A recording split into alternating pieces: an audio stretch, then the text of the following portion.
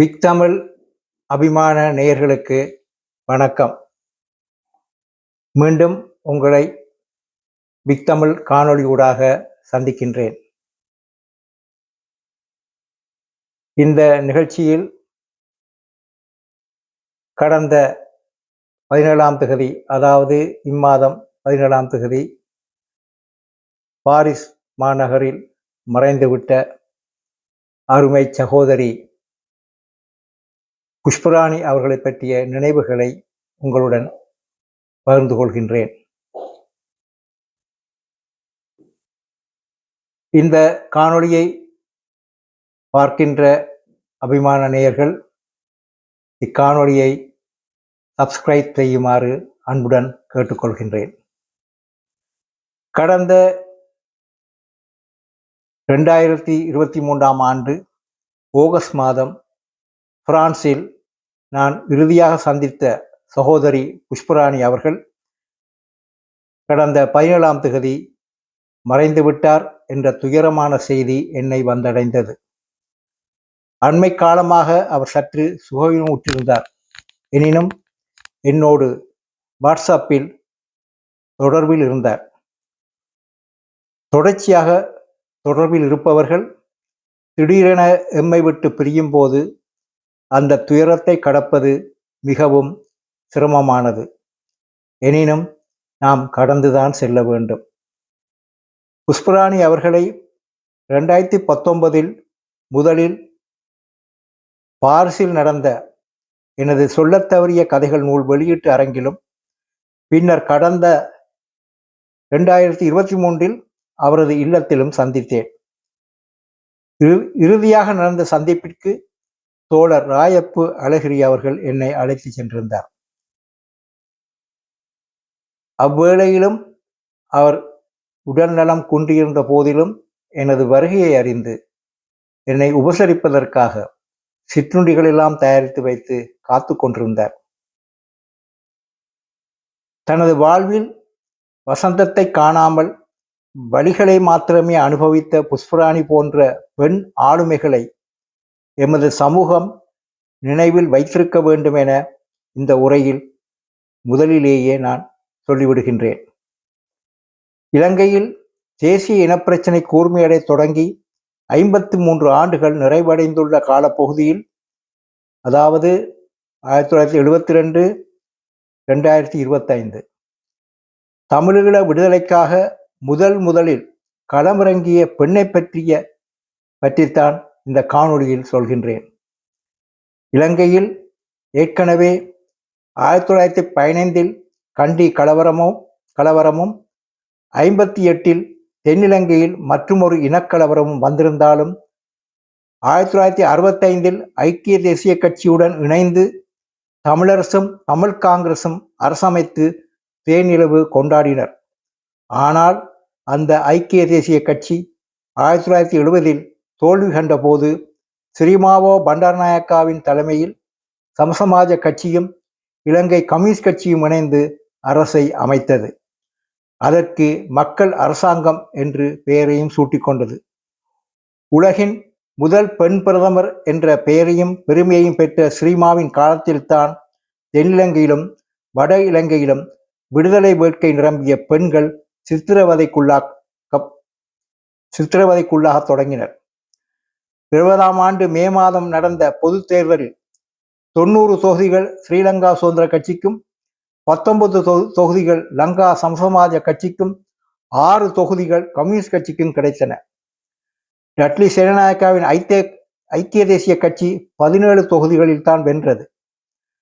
தமிழரசு கட்சிக்கு 13 ஆசனமும் தமிழ் காங்கிரசுக்கு 3 ஆசனமும் கிடைத்தன. இக்கட்சிகளின் முக்கிய தலைவர்கள் அமுதலிங்கமும் ஜி பொன்னம்பலமும் தங்கள் கோட்டைகளிலேயே தோற்றனர். அவர்கள் அவ்வாறு தோற்றதன் பின்னணியில் இலங்கை அரசியலில் பெரிய திருப்பு முனையும் தோன்றியது.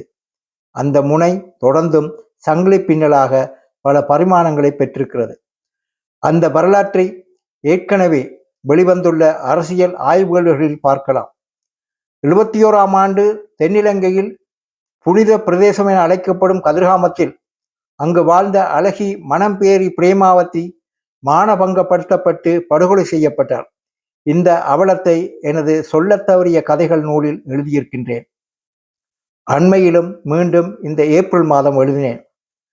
சொல்லத் தவறிய கதைகள் நூலின் அறிமுக நிகழ்வு பாரிஸில் 2019ஆம் ஆண்டு தொடக்கத்தில் நடந்த போதுதான் முதலாக புஷ்பராணி அக்காவை சந்தித்தேன்.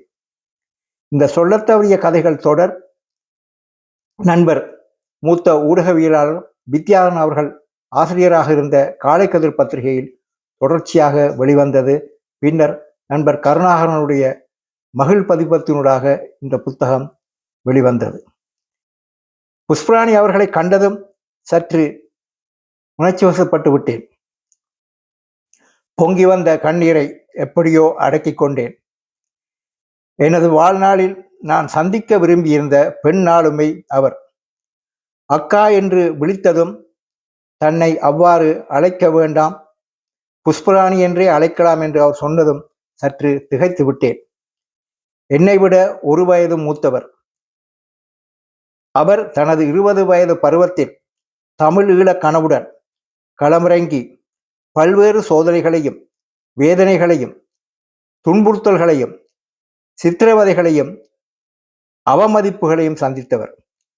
அந்த செய்திகள் ஊடகங்களில் வெளிவரத் தொடங்கிய காலப்பகுதியிலேயே நானும் எழுத்துத்துறையில் பிரவேசித்தேன்.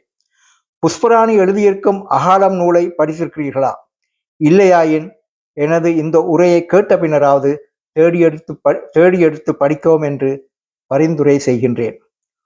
உலக வரலாற்றில் சிறை சென்ற பலர் எழுதியிருக்கும் நூல்களின் வரிசையில் நேரு எழுதிய வேர்ல்ட் ஹிஸ்டரி, நெல்சன் மண்டேலா எழுதிய லாங் வாக் டு ஃப்ரீடம் தொடக்கம் இந்திய பொடா மிசா சட்டங்களில் தடுத்து வைக்கப்பட்ட தமிழக தலைவர்களின் நூல்கள், புலிகளின் இயக்கத்தினால் தடுத்து வைக்கப்பட்ட கடற்படை கொமடோர் அஜித் போயாகூட எழுதிய நீண்ட காத்திருப்பு, புனர்வாழ்வு முகாமிலிருந்து இருந்த தமிழினி சிவகாமியின் ஒரு கூர்வாளி நிழலில் முதலானவற்றை படித்திருப்பவர்கள் புஷ்பராணியின் அகாலம் நூலையும் படிக்க வேண்டும்.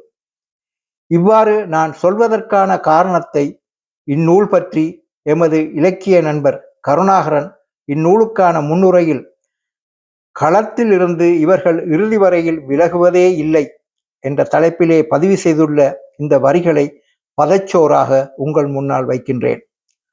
புஷ்பராணி ஈழப் போராட்டத்தின் முன்னோடிகளில் ஒருவர்.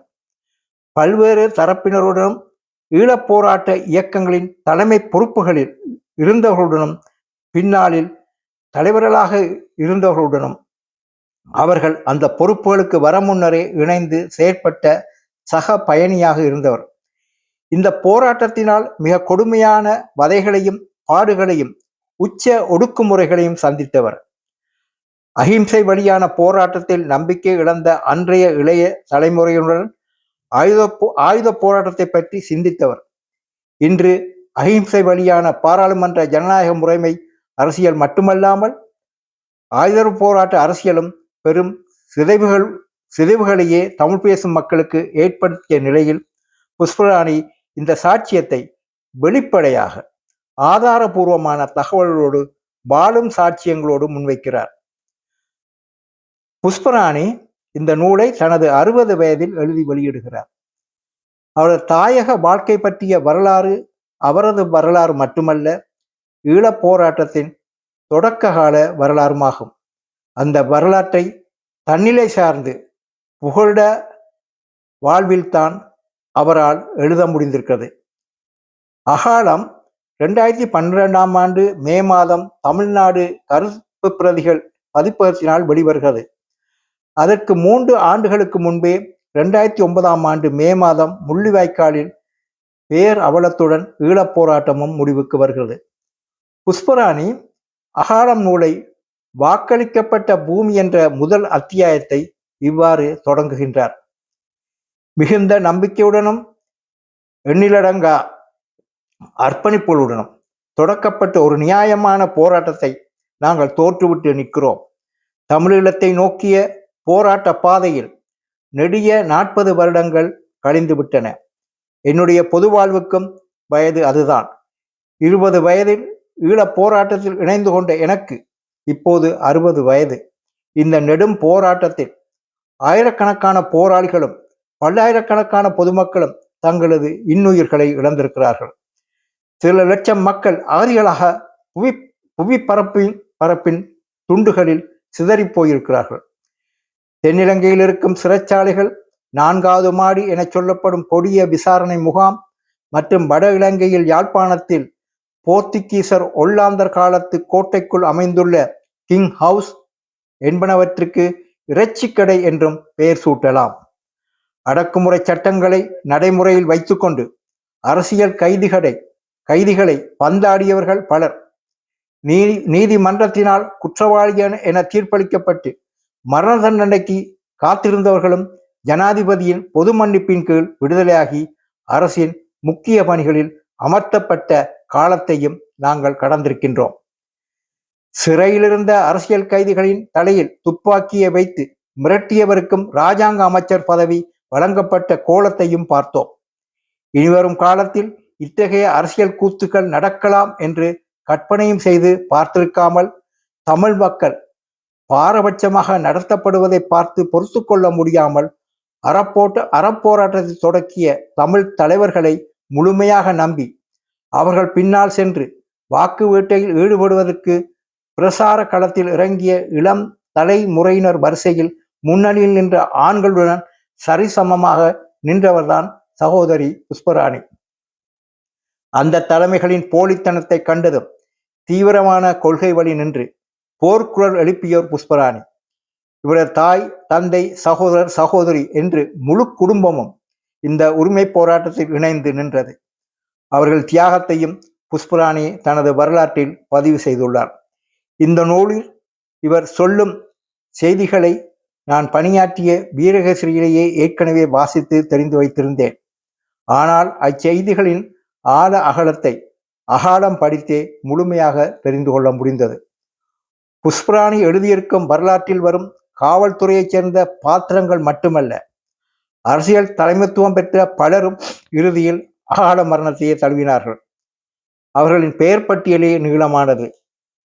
பொது எதிரியை முறியடிக்க களம் புகுந்தவர்கள் சகோதர படுகொலைகளையும் புரிந்து இறுதியில் தங்கள் வாழ்வையும் அவலமாகவே முடித்து கொண்டிருக்கிறார்கள் என்பதையும் புஷ்பராணியின் அகாலம் கூறுகின்றது.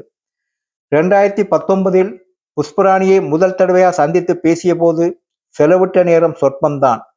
ஆனால் இவர் எம்மோடு பேசியிருக்கும் இவரது அகாலம் கூறும் செய்திகள் நடந்த காலம் என்பது இலங்கை தமிழர் அரசியல் வரலாற்றில் அரை நூற்றாண்டிற்குள் வருகிறது. தனது 20 வயதிலேயே கேரள நக்சலைட் போராளி அஜிதா எழுதிய அவரது நினைவு குறிப்புகளை படித்திருப்பவர் புஷ்பராணி. அந்த அஜிதா பெற்றோருடன் சிறையில் அடைக்கப்பட்டவர். புஷ்பராணி தனது சகோதரிகளுடன் சிறையில் அடைக்கப்பட்டவர். இலங்கை வடபுலத்தில் கடற்கரை கிராமமான மயிலிட்டியில் வாழ்ந்த சிதம்பரி சின்னம்மா தம்பதியரின் 13 பிள்ளைகளில் 4வது பிள்ளையாக பிறந்தவர் புஷ்பராணி. அங்கிருந்த ஆதிக்க சாதியினருக்கும் மேட்டு குடியினருக்கும் மத்தியில் தனித்துவமாக வாழ தலைப்பட்டவர் புஷ்பராணி.